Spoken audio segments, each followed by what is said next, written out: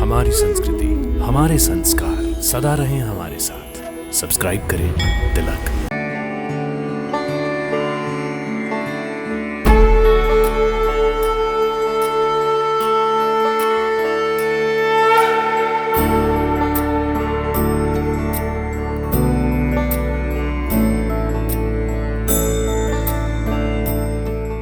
हर हर महादेव।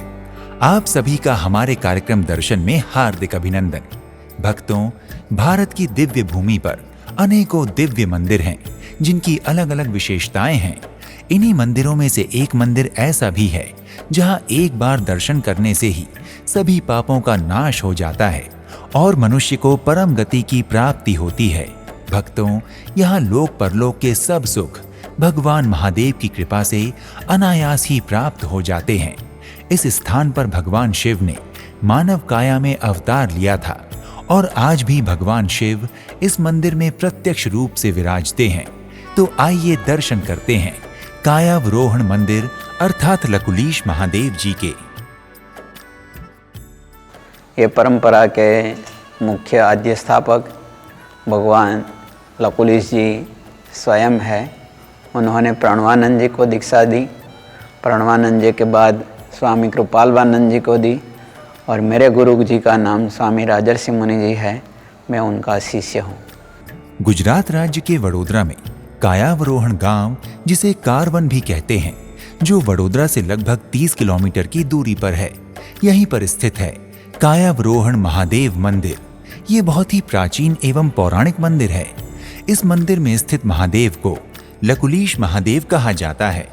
मंदिर में स्थित लकुलीश महादेव शिवलिंग निराकार साकार रूप अद्वितीय पर ब्रह्म भगवान शिव के ध्यान मग्न योगी के रूप का प्रतिनिधित्व करता है।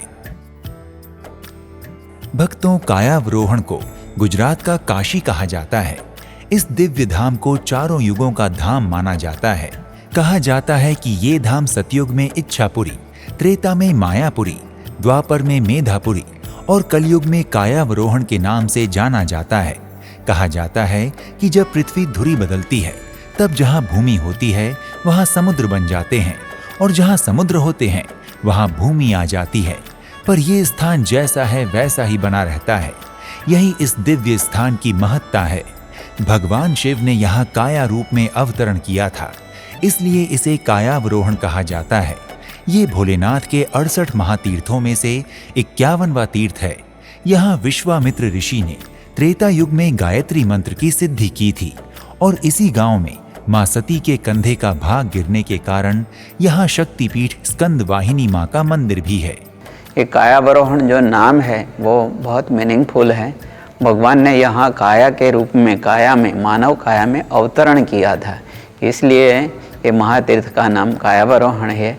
ये हमारे 68 महातीर्थ जो है उसमें से 51वां महातीर्थ है और यहाँ गायत्री मंत्र की सिद्धि विश्वामित्र ऋषि ने त्रेता युग में की थी, इसलिए ये शक्तिपीठ भी है। यहाँ माता जी का कंधे का भाग गिरा था, तो इसलिए गांव में स्कंद वाहिनी माता का मंदिर है जो माता पार्वती का स्वरूप है। स्कंद पुराण में इस स्थान के बारे में बताया जाता है कि प्रत्येक युग में इस धाम का नाम युग के अनुसार बदलता है। अब से लगभग 5500 वर्ष पूर्व कलयुग के प्रारंभ में भगवान शिव ने यहाँ मानव काया में एक बालक के रूप में अवतार लिया था, इसलिए इस स्थान को कायावरोहण कहते हैं। यद्यपि मंदिर में स्थापित शिवलिंग की स्थापना विश्वामित्र ऋषि ने 17.5 लाख वर्ष पूर्व की थी। इसी शिवलिंग में भगवान शिव ज्योति रूप बनकर समाहित हो गए थे। अब ये शिवलिंग भगवान का पूर्ण स्वरूप माना जाता है। भगवान जब ज्योति रूप में इसमें समाए तभी से भगवान का ऐसा तेजोमय मुखमंडल स्वरूप इसमें प्रकट हुआ है। 12 ज्योतिर्लिंग के जैसे ही ये भी स्वयं तेजोमय शक्तिमान शिवलिंग है। जो इनके दर्शन करता है उनके समस्त पाप नष्ट हो जाते हैं और उन्हें परम गति की प्राप्ति होती है। भक्तों, ऐसी मान्यता है कि लकुलीश महादेव जी की परंपरा में सभी आचार्यों को भगवान भोलेनाथ ने दर्शन दिए हैं। स्वामी कृपालवानंद जी को भी भगवान ने दर्शन देकर मंदिर के पुनरुत्थान की आज्ञा दी थी। इसलिए 1974 में कृपालवानंद जी के द्वारा मंदिर का पुनर्निर्माण कार्य संपन्न हुआ था। भगवान शिव जी यहाँ प्रत्यक्ष रूप में विराजमान है। शिव जी भगवान का जो शिव पुराण है उसकी एक अनुक्रम मणिका है, गणकारिका ग्रंथ, उसमें भगवान का सारा जीवन चरित्र लिखा हुआ है। इसमें कहा है कि सर्व पापहरम पुण्यम श्रीमत् कायावरोहणम कायावरोहणे तीर्थे मूर्तिमान शंकर स्वयं। भगवान यहाँ मूर्ति स्वरूप में स्वयं विराजमान है। पीछे हम जो देखते हैं वो लिंग विश्वामित्र ऋषि ने 17.5 लाख साल पहले बनवाया था। उन्होंने उसकी रचना की थी। आकाश में जो ज्योति पदार्थ आता है, जो तारे गिरते हैं नीचे, तो जब नीचे गिरते हैं तो उसमें से ज्योति निकलने लगती है। तो हमारे जो 12 ज्योतिर्लिंग है वो सभी ज्योतिर्लिंगों की रचना ऐसे मीटियोरिक स्टोन में से हुई है। तो ये सारा का सारा भगवान का स्वरूप जो है वो मीटियोरिक स्टोन में से बना हुआ है। पीछे जो लिंग है वो लिंग था 17.5 लाख वर्ष पहले, लेकिन जब भगवान उसमें ज्योति बन के समा गए, इसके बाद ये भगवान का स्वरूप है दिखाई देता है। ये किसी मूर्तिकार ने नहीं बनाया है, भगवान अंदर ज्योति बन के समा गए, उसके बाद ही ये स्वरूप निकल आया। मंदिर का परिसर बहुत ही विशाल एवं सुंदर है। मंदिर में प्रवेश करते ही चारों ओर फैली हुई हरियाली एवं विभिन्न प्रकार के पुष्प, पौधे और वृक्षावली मन को मोहित करने वाली है। मंदिर की शिल्पकला भी बहुत ही सुंदर है। मंदिर की दीवारों पर बहुत सी मूर्तियां बनाई गई हैं जो योग मुद्रा और योगासनों को दर्शाती हैं। मंदिर का निर्माण एक विशेष प्रकार के सुंदर पत्थर द्वारा किया गया है। परिसर के इस सुंदर दृश्य का आनंद लेते हुए श्रद्धालु मंदिर के गर्भगृह की ओर प्रवेश करते हैं।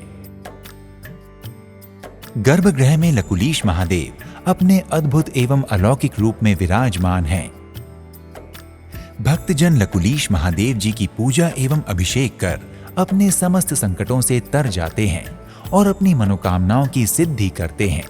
भक्तों, यहाँ लकुलीश महादेव के मुखारविंद की पूजा होती है। कलयुग के आरंभ और द्वापर के अंत में भगवान मानव काया में प्रकट हुए थे, इसलिए यहाँ शिवलिंग में समाहित भगवान के उसी मानव रूप की उपासना की जाती है। गर्भगृह में भगवान लकुलीश अति दिव्य शक्ति संचरित रूप में विराजित होकर लोगों को मनवांछित वर प्रदान कर रहे हैं।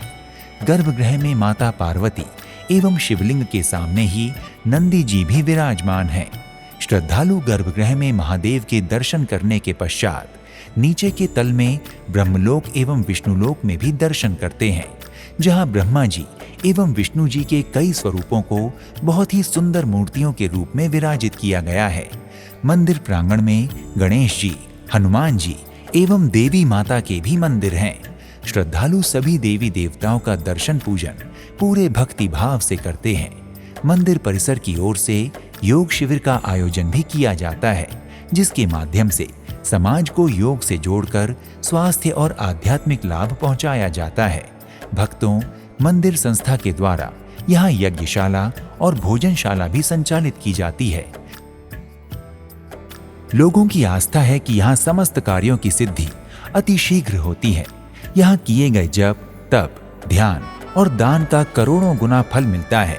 जब कृपालवानंद जी को भगवान ने प्रत्यक्ष दर्शन दिए तो भगवान ने कहा था कि मेरी आरती के समय मैं ज्योति में पूर्ण रूपेण प्रकट रहा करूंगा और भक्तों की समस्त अभिलाषाओं को पूर्ण करता रहूंगा।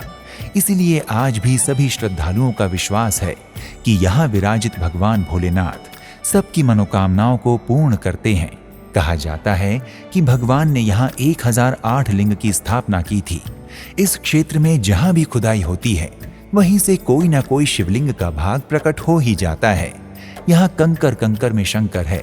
इस तीर्थ में कण कण में भगवान विद्यमान हैं। मंदिर और धाम के विशेष महत्व को देखकर ही भक्तजन और श्रद्धालुजन अनेकों अनुष्ठान यहाँ करते रहते हैं। मंदिर में आरती का समय प्रातः 6 बजे है और संध्या आरती में सम्मिलित होने का समय शाम 7 बजे है। आरती के समय मंदिर में दिव्य ज्योति के दर्शन कर भक्तजन अपने समस्त संकटों का नाश कर अपनी मनोकामनाओं की पूर्ति करते हैं।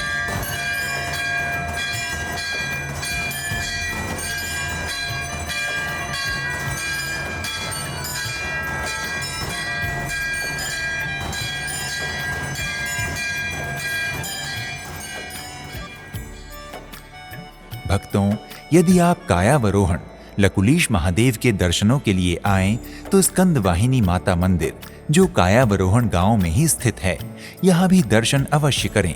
इनके साथ ही वडोदरा में ही स्थित अन्य मंदिर जैसे EME मंदिर, सूर्य मंदिर, अरबिंदो आश्रम, जगन्नाथ महादेव, कोटनाथ महादेव, ठेकरनाथ महादेव, मोटनाथ महादेव, नीलनाथ महादेव और कामनाथ महादेव मंदिर के दर्शन भी आप कर सकते हैं।